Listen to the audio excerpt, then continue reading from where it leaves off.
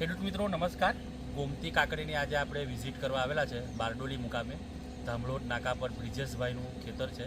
ખૂબ જ સારું એનું પરફોર્મન્સ છે ગોમતી કાકડીનું. આ તમે જોઈ શકો છો, એક સરખો ડાર્ક ગ્રીન અને લાસ્ટમાં લાઇટ ગ્રીન કલર જે માર્કેટમાં કાકડી ચાલે છે આ ટાઈપની.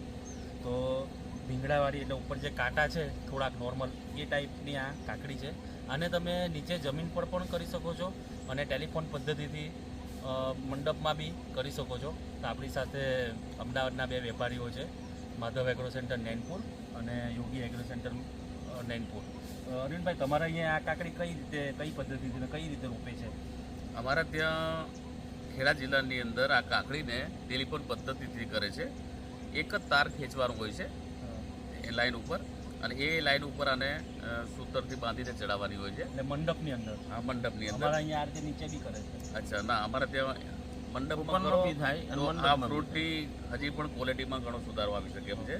અને આ ફિલ્ડ જોઈએ તો 45 દિવસમાં આ પેલો વીણી છે એની.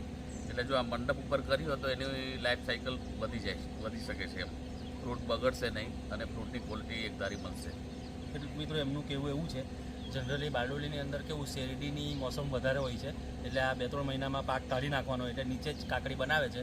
એ બી સારું જ છે, સારા. એની અંદર થોડીક ફ્રૂટની ક્વોલિટી એમ તેમ થાય છે, પણ મંડપની અંદર જો આને બનાવવામાં આવે, ખેડા છે, ખેડા જિલ્લો, આણંદ જિલ્લો, તો એક પણ કાકડી વાંકી નહીં રહે અને એકદમ સીધી કાકડી લાગશે અને જે કલર છે એનો બી મેન્ટેન થઈ શકે છે. તો ખાસ મંડપની અંદર, ગ્રીન હાઉસની અંદર આ કાકડી તમે બનાવો એનું ખૂબ જ સારું રિઝલ્ટ છે.